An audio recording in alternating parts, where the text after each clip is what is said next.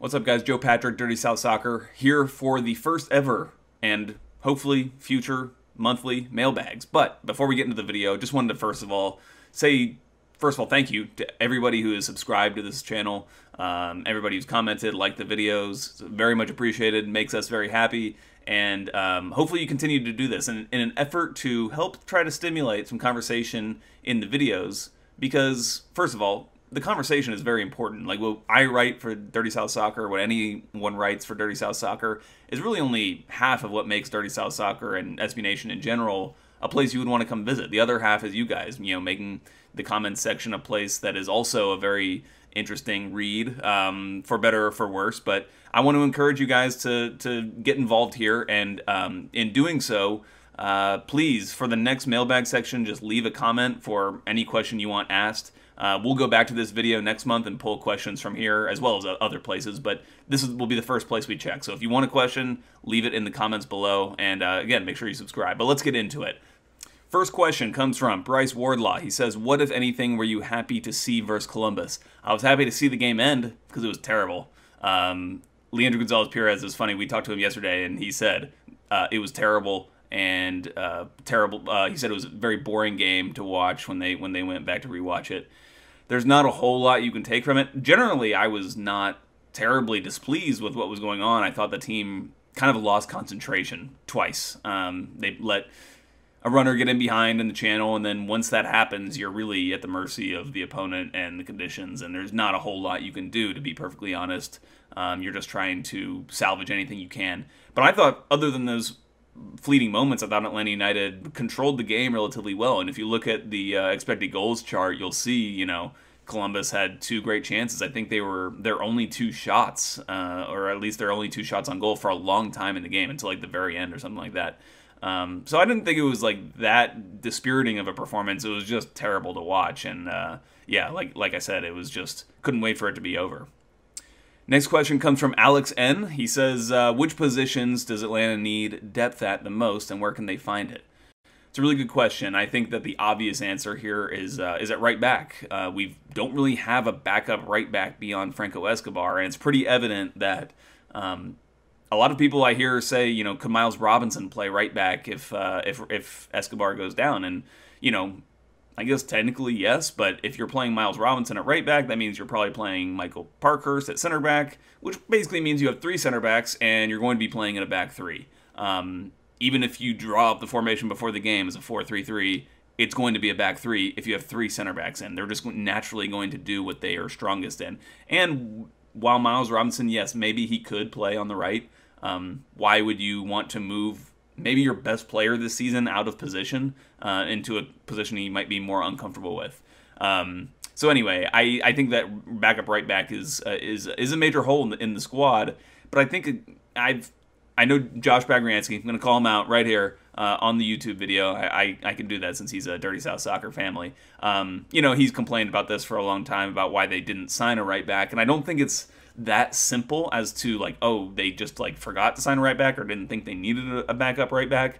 I think it's just one of those things where you can't fit that in your squad based on the squad building and rules that are in place in MLS and the budgetary restrictions. I think that if you try to make the argument, well, they can find money somewhere, it's not about having a backup right back or having a backup center back that you don't need or something. It's about having a backup right back versus like signing Tito Villalba to a TAM deal. I think that's the kind of issue that a lot of MLS teams are facing, not just Atlanta United, and it prevents proper depth from being had. I think I saw a tweet today that said in the Monterrey Sporting Kansas City game, Champions League game last night, that Monterrey would have had 12 DPs and 5 TAM players based on the money in their squad. So yeah, anyway, I digress now, but it is a problem. The backup right back situation is a problem, and maybe they could make a trade. I think that that's honestly the best situation for them, or the best way that they could recoup some talent there in that position, is to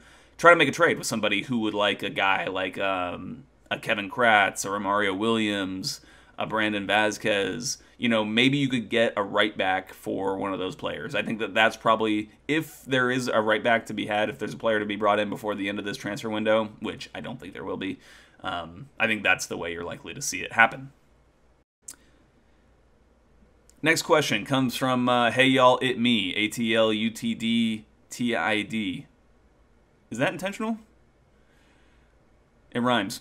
Is there a timeline for Anderson OCA and Deon Pereira to get a call up to the first team? Deon Pereira, of course, made the bench against Columbus, so he is basically a first team player. He's been playing with Atlanta United too, but that's just to keep him fresh, keep him getting minutes. I think he's kind of in a similar situation as Vasquez, where he's very low down on the first team roster, but so he'll play a lot with Atlanta United too. But if there's lots of injuries like there have been recently, he could be a guy that comes in and gets on the bench. And personally, I think he has a good bit of skill and talent. I think that he's very inconsistent, but if he could gain some of that consistency, I mean, he's got techers, as they say. As far as Anderson OCA, I think that he's got a guy who is more likely to be in the first team, except he can't right now because I don't believe Atlanta United has any international slots to fit him in. So, I mean, we've seen him excel with Atlanta United too. It's pretty amazing considering he was the last pick of the Super Draft, which is, not a place you're usually trying to carve out first-team talent for your squad. But hey, it looks like they have a gem, but we'll see, how much he's able to provide, if he's able to provide anything, if they can open up an international slot for him. All right, next question comes from Mr. P. He says, if you could be a tree, what kind of tree would you be? Elm tree.